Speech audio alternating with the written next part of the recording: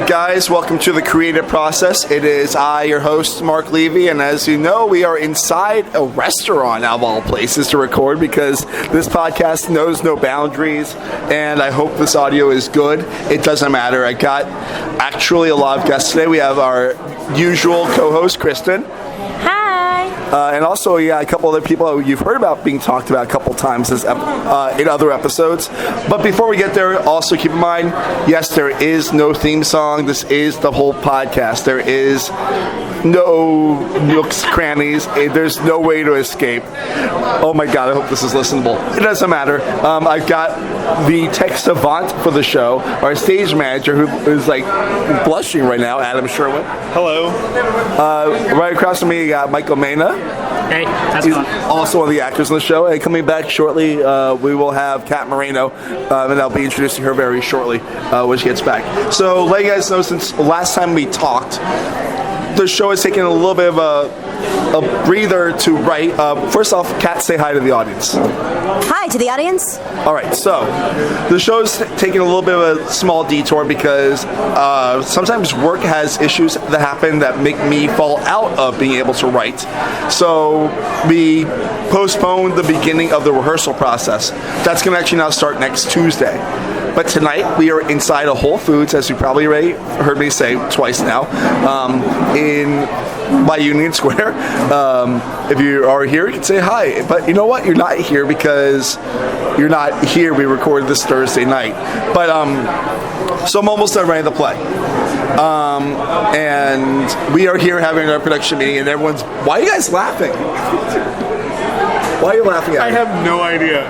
I don't know what I'm finding funny about this. Okay, it doesn't matter. What? I think he's just stating the obvious. I think he's laughing at the fact that you're just stating the obvious of just like, yes, we are here right now, and this is very meta. If you're not here right now, like saying hi to us, it's because you're listening. Like, yes, you are right. That is absolutely correct. So that's why they're just like, whoa, what's going on right now? The listeners of this podcast are right at the point right now where they realize that this show happens in real time somewhere. I mean, this is almost you at the beginning of the play. Yes, without any spoilers, it is. This is Mark. All the time. This is who he is. All right, so and we love him. Yeah. We all know I love whatever. I'm lovable to certain people, probably. Definitely my parents. Hope so. Yeah, no, definitely to my parents. I love you, Mom and Dad. Thank you. So here we are, guys.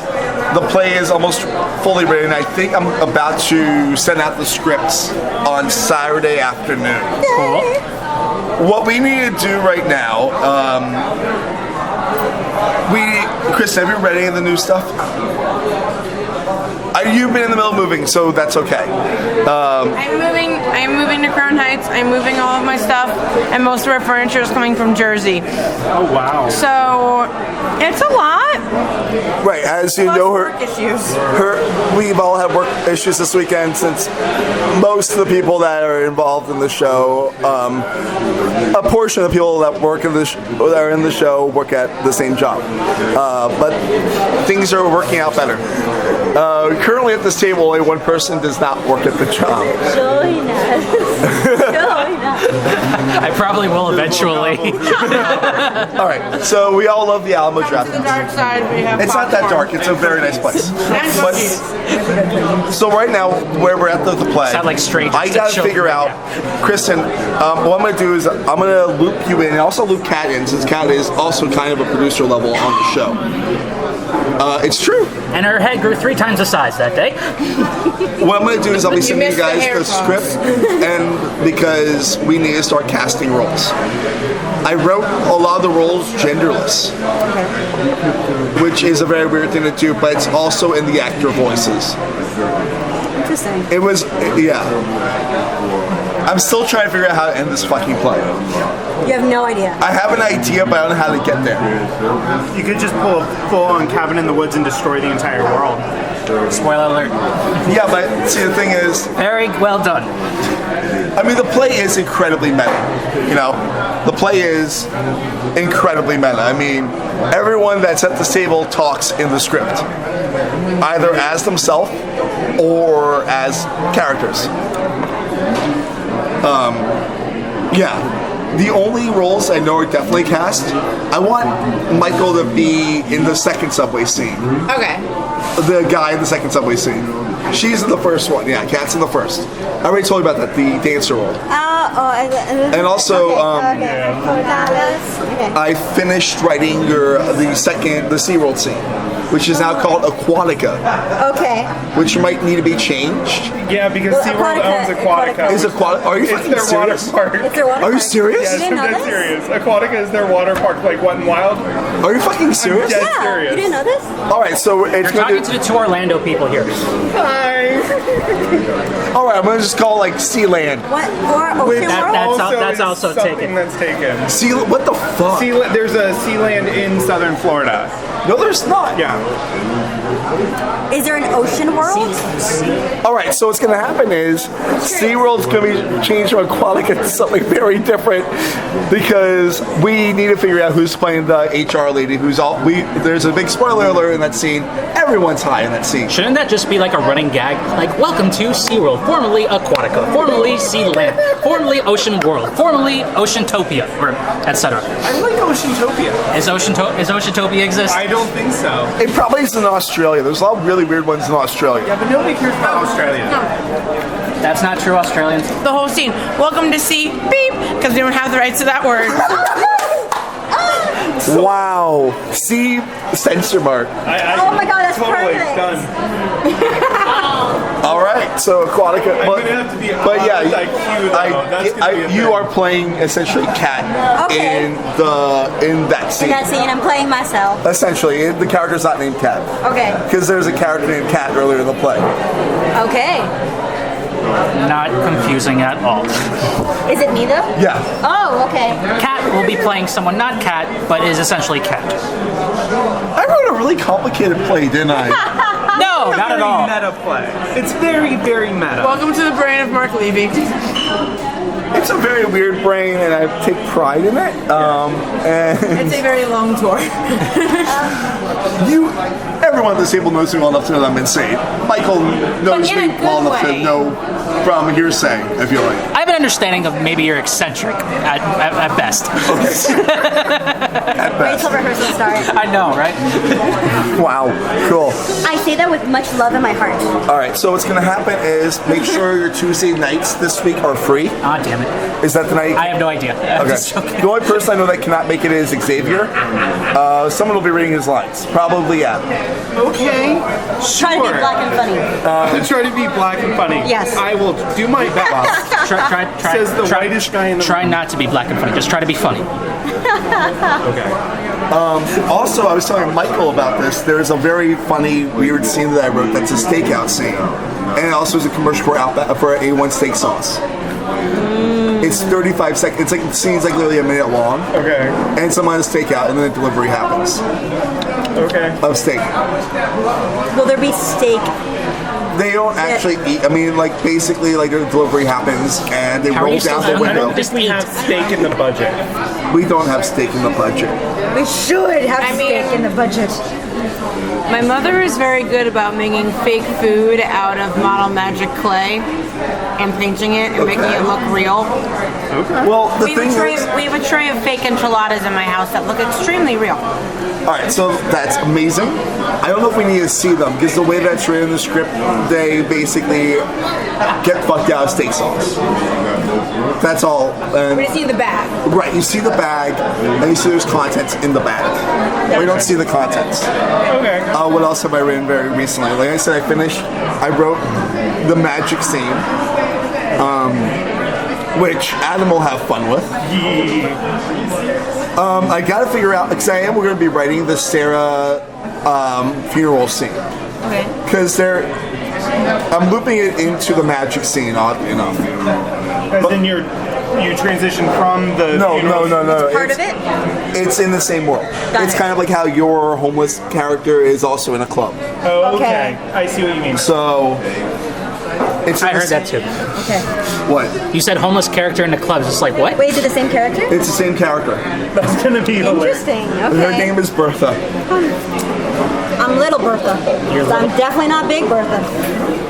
Unless you could be Big Bertha, and it's just like a running gag. Misnomer. It's like how how large henchmen are called tiny. Right. Yep. But Or Little John can be a huge, Yeah. there's. It's really hard to talk about this player that with being the only person that's right up to where I've stopped. Yeah. Which it means next week's episode will start making sense to other people beside from me. Yeah. Oh, Kristen, you've read you read 2/3 of the play. That I have. Yeah. All right. So this is what's going to happen. I'm going to email the whole cast and crew tonight and ask them to send them to you, Kristen, their schedule. Yeah. Because we need to start scheduling. I know Marissa and Julia and everyone else, because we're all very busy people, because we're all very talented and donating time, need to know when they can work and can't. I do want to try to keep rehearsals on Thursdays and Fridays. The reason why Players Theater is cheaper that day. And I can book in advance. Because everyone else is performing those days. What? Because people are naturally performing on the weekends, so people aren't rehearsing on the weekends. Right. Cheap based. But I mean, that's where my brain is in that regard, because I don't want to do too many rehearsals. I want it still to grow in the rehearsal room, of course. But it's still, when it hits the stage, it still needs to be fresh. It doesn't need, because with the way the show is, if over-rehearsing the show is a very bad thing. Exactly. There needs to be that ability to adapt in scene, to be still really listening to each other, and to have the ability for things to go differently every night. Yeah. Michael, I want to ask you a This play question. is actually with this play, it's actually a good thing. Right, and also the script right now is not even 30 pages. okay. Which is probably a good thing because I'm letting a lot of room to breathe. And also there's a lot of short scenes. Since you were not at the meeting, No. I want to ask you, is there any kind of role you want to play that might not be in it?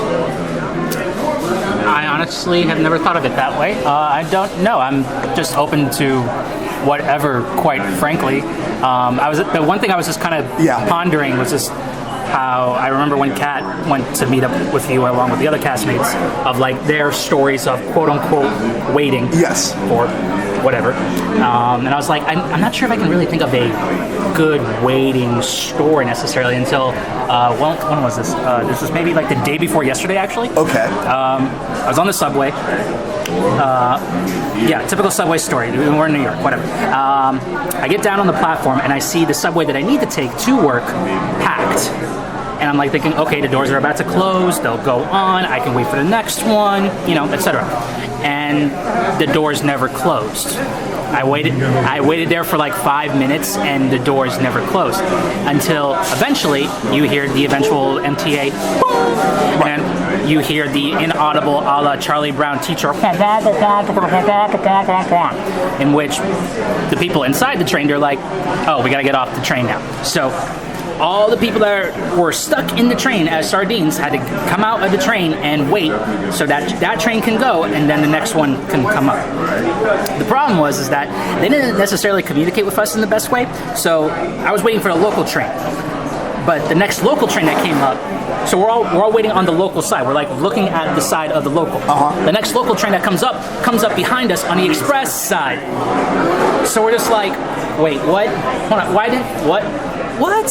So we're just like, damn it. And we're like, okay, maybe it's just that one train that's going local that will go express. So we wait and wait and wait. Kind of like the theme of this play. And then another local train comes from the express side. And we're just like, okay, damn it. So I decide to try to go to the express side because I'm thinking, okay, this is going to be the trend for the next X amount of time. Right. Problem is, as soon as I start waiting on the express side, guess what comes on the local side? The local train. The problem is that train, the doors never opened. So I waited there for another 5 minutes before one of those coordinators that you see on the platform just step all the way in, step all the way in. They're like, attention ladies and gentlemen, there are going to be no trains that are going up to Grand Central. They're all going to be running express. So I'm just like, take the NQR. I'm off on Union Square for this, just by the way. Take the NQR or a different train to take your stop. And I'm just like, F that. Everyone's going to bum rush that platform. I'm just going to walk up. So I just walked 15 blocks to my work that morning. All right. That's like the New York equivalent of that scene from Office Space where in the car and then he switches lanes and that lane stops and the lane he was in goes forward. Yes. That is the New York equivalent of that. Yes. I want to try to find a place to put something like that in this, because there is a weird transition. Because there's a subway scene. There's two subway scenes. Yeah. Part 1 and Part 2. Part 1 is basically Kat, and Part 2 is basically you. Oh damn. No pressure at all. It's not by The entire part. Yes, I know, right? It's actually one of the few dramatic parts in the whole play too. Oh damn. No pressure at. Okay. Anyway, go on. But I'm trying because I do want to have a third subway scene in there. But I'm still trying to figure out how to. Okay.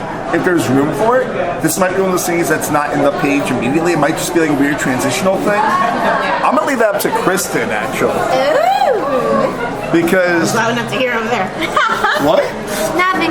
Wait, what? No. No, I made a sound loud enough to hear on the other side without having to stick the tape recorder in my face. Love ya. Big smile. Fake smile. Okay. Big smile. All right. Cool. So what's gonna happen next? Big smile. I'm gonna get the whole script. I'm gonna get the script no matter where it is to the whole cast sometime Saturday. Cool. Hopefully it'll be finished by then. We hope so I too. Work every day until then because I do work a lot. Opposite But schedules. also We'll talk later. The people that are listening to this podcast right now do not notice or see that Kat was just dying inside, just crying because she has a very busy schedule for these next coming weeks. But anyway, but we are working on everything. We are. I think we're good this episode. So we will see you guys next Friday. And we'll be here. No, we won't. I apologize if the sound quality is terrible. See you soon. Bye.